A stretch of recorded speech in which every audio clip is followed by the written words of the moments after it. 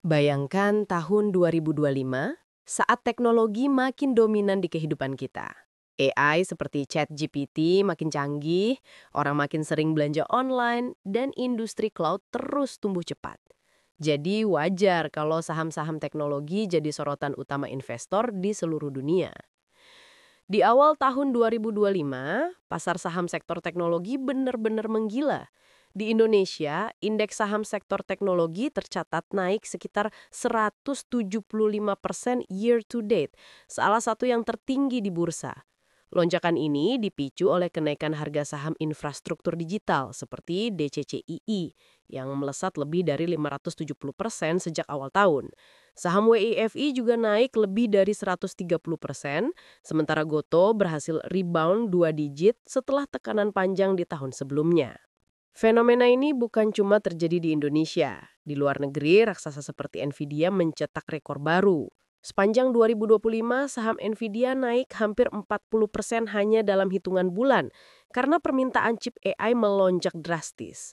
Permintaan dari perusahaan seperti Microsoft, Google, dan Amazon yang sedang gencar membangun infrastruktur AI bikin bisnis Nvidia banjir order. Dari sisi prospek, banyak analis memprediksi bahwa sektor teknologi masih punya ruang pertumbuhan besar di 2025. Alasannya sederhana, dunia makin digital, dan AI makin terintegrasi ke semua lini bisnis. Perusahaan-perusahaan dari manufaktur sampai keuangan berlomba-lomba pakai teknologi kecerdasan buatan untuk efisiensi. Bahkan AI diprediksi bisa berkontribusi lebih dari 15 triliun dolar AS terhadap ekonomi global pada 2030. Jadi potensi cuannya masih panjang. Tapi tentu nggak ada pertumbuhan tanpa risiko. Banyak analis juga mengingatkan bahwa valuasi saham teknologi sekarang udah tinggi banget. Di Amerika Serikat, saham sektor teknologi saat ini diperdagangkan di kisaran 30 kali earnings, jauh di atas rata-rata historis yang sekitar 21 kali. Ini bikin sebagian investor khawatir akan potensi bubble seperti yang pernah terjadi di era .com dulu. Kalau kita lihat dari sisi fundamental, sebagian besar kenaikan indeks saham global tahun ini ditopang hanya oleh segelintir perusahaan besar yang dikenal sebagai The Magnificent Seven. Apple, Microsoft, Nvidia, Meta, Amazon, Alphabet, dan Tesla. Bahkan sekitar 25% pertumbuhan laba di indeks S&P 500 datang cuma dari 7 perusahaan itu. Artinya, kalau satu atau dua dari mereka melemah, dampaknya bisa langsung terasa ke seluruh pasar. Di Indonesia juga mirip. Indeks teknologi di BEI sangat bergantung pada pergerakan saham Goto dan Buka, yang bobotnya cukup besar di dalam indeks. Jadi kalau Goto turun, indeksnya langsung ikut goyah. Padahal walaupun Goto sudah menunjukkan perbaikan kinerja dan efisiensi, perusahaan ini masih dalam proses menuju profit. Buka pun serupa. Harga sahamnya sempat naik tinggi, tapi beberapa analis menilai valuasinya sudah terlalu mahal dibanding potensi labanya. Faktor lain yang patut diwaspadai adalah kondisi makroekonomi. Saat ini suku bunga global memang diprediksi turun, tapi belum sepenuhnya pasti. Kalau inflasi kembali naik dan bank sentral menahan suku bunga tinggi lebih lama, saham-saham beresiko seperti teknologi biasanya paling cepat terdampak. Investor cenderung kabur ke aset yang lebih aman seperti obligasi. Namun, bukan berarti kita harus pesimis. Di sisi lain, banyak tanda positif juga.